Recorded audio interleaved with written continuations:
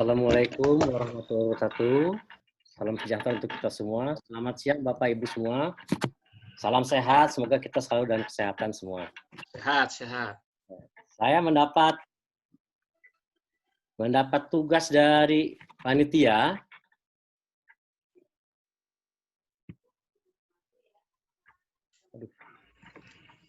Silakan Kang, silakan. Ya. Kayaknya Pak harus dibantu saya. Ya, siap. Kita bantu.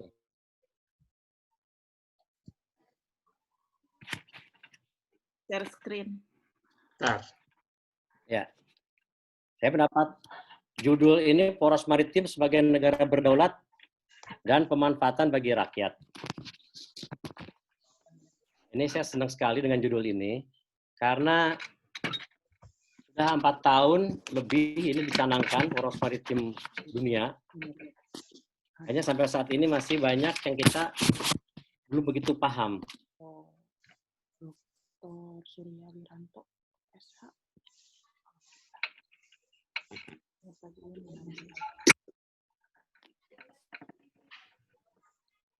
Indonesia pernah mencapai masa kemasan di bidang maritim pada abad ke-7 dan abad ke-14, yaitu zaman Sriwijaya dan Majapahit. Pada tahun 57, Deklarasi Juanda, Indonesia menyatakan pada dunia bahwa Laut Indonesia termasuk laut di sekitar, di antara dan di dalam Indonesia menjadi satu kesatuan wilayah NKRI.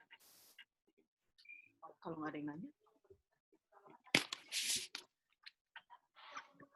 Deklarasi Juanda sendiri diakui pada Konferensi Hukum Laut PBB ketiga, Unclos 3 pada tahun 1982.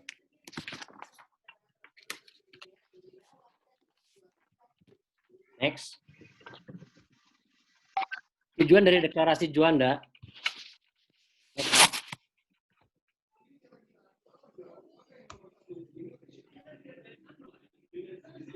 untuk mewujudkan bentuk wilayah kesatuan Republik Indonesia yang utuh dan bulat. Juga untuk menentukan, balik lagi Pak. Untuk menentukan batas-batas wilayah NKRI sesuai dengan azas negara kepulauan, untuk mengatur lalu lintas damai pelayaran yang lebih menjamin keamanan dan keselamatan NKRI. Tadi seperti yang disampaikan oleh Ibu Dini, bahwa Indonesia itu ada di perlintasan antara Samudra Hindia dan Samudra Pasifik. Betul-betul strategis. Dan itu adalah tempat perlintasan yang kalau tidak diatur akan menjadi satu kekacauan tersendiri. Oleh karena itu, dengan Undang-Undang Nomor 4 PRP tahun 1960 tentang perairan Indonesia, wilayah negara Indonesia ditambah luasnya menjadi 5 juta kilometer lebih. Kemudian diganti dengan Undang-Undang Nomor 6 tahun 1996 tentang perairan Indonesia. Next. Terus Pak. Ayo. Unclos diratifikasi oleh pemerintah Indonesia melalui Undang-Undang Nomor 17 tahun 85. Unclos sendiri mengatur kewenangan sebuah negara pantai terhadap wilayah laut teritorial, zona tambahan, zona ekonomi eksklusif, dan landas kontinen. Selain itu diatur juga tata cara penarikan garis batas maritim jika terjadi tumpang tindih klaim antara dua atau lebih negara bertetangga, baik bersebelahan maupun berseberangan. Next, Pak. Lanjut. Ya. Zona ekonomi eksklusif adalah zona yang jaraknya 200 mil dari garis pantai.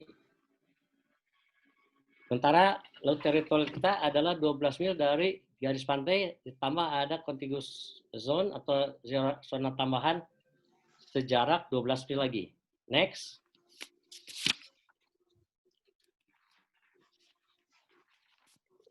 Hak lintas damai, right of innocent passage. Nah ini yang kemarin ini ramai diperbincangkan, udah viral ya. Pasal 17 Unclos, hak pada semua negara untuk menikmati hak lintas damai melalui laut teritorial.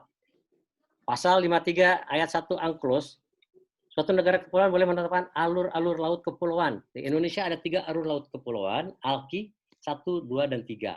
Nah, dalam pasal 26 ayat 1 di Unclos tidak ada pungutan yang dapat dibebankan pada kapal asing hanya karena melintasi laut teritorial.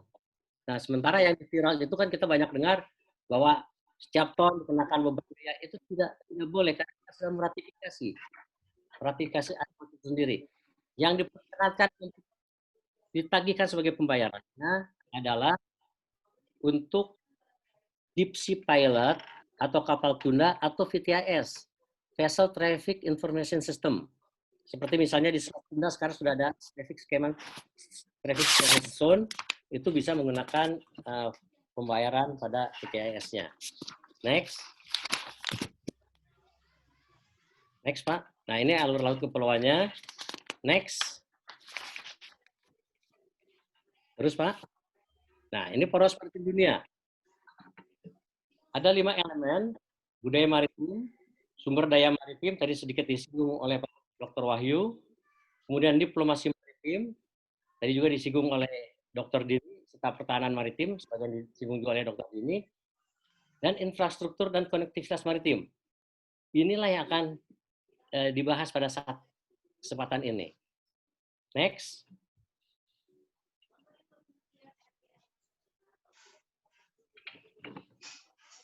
Infrastruktur dan konektivitas maritim Indonesia. Dari kontribusi sektor maritim PDB itu sudah 6%. Ini data tahun 2016, mudah-mudahan sekarang sudah lebih tinggi. Ada 5 unsur yang menjadi bidang dari infrastruktur dan konektivitas maritim Indonesia, yaitu tol laut, pelabuhan laut, logistik, perkapalan, dan pariwisata. Baik, Pak. Next.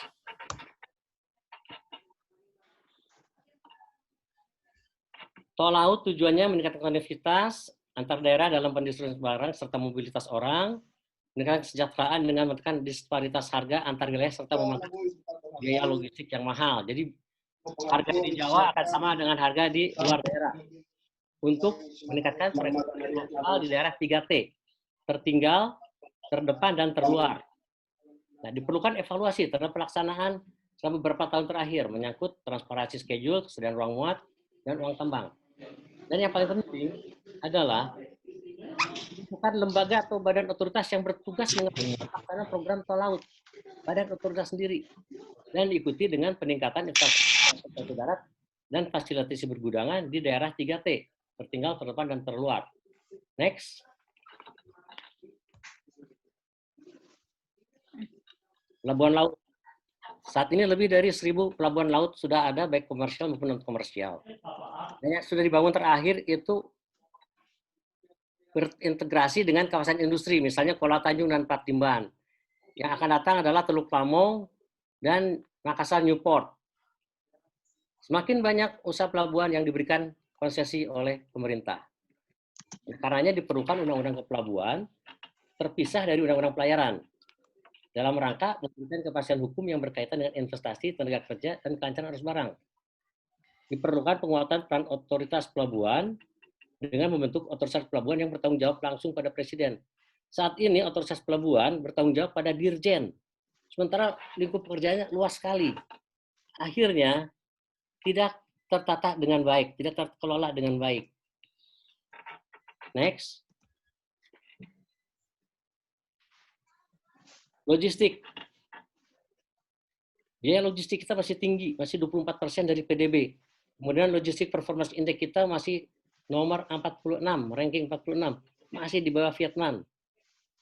Upaya pemerintah untuk menekan biaya logistik dan meningkatkan daya saing adalah meluncurkan National Logistic Ecosystem, NLE, dengan Perpres, menurunkan dwelling time, kemudian 24/7, 24 jam per 7 hari, delivery order online, INSW atau Indonesia National Single Window, Inapernet, dan pusat logistik berikat, yaitu memindahkan barang-barang untuk logistik dari Singapura atau dari Malaysia ke Indonesia, dan itu dampaknya sudah terasa.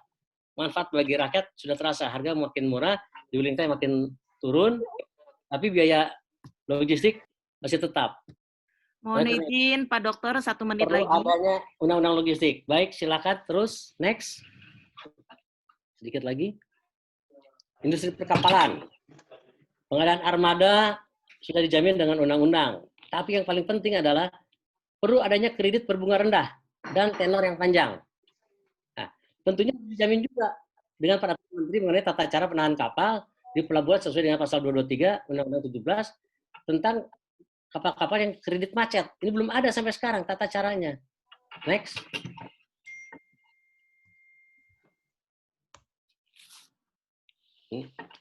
Angkutan laut, kita sudah menggunakan angkutan laut dengan ajas kabotage, yaitu angkutan dalam negeri menggunakan kapal berbeda Indonesia, dan ke luar negeri juga sudah untuk barang-barang tertentu harus dengan angkutan nasional dan asuransi nasional untuk membantu angkutan dalam negeri, angkutan nasional. Next. Terakhir, pariwisata maritim perlunya mengembangkan destinasi wisata maritim baik barat maupun timur, kemudian pembangunan dan terminal khusus kruis, pembangunan marina yak, promosi dan pusat informasi, menjalin kerjasama dengan operator kurs internasional. Next.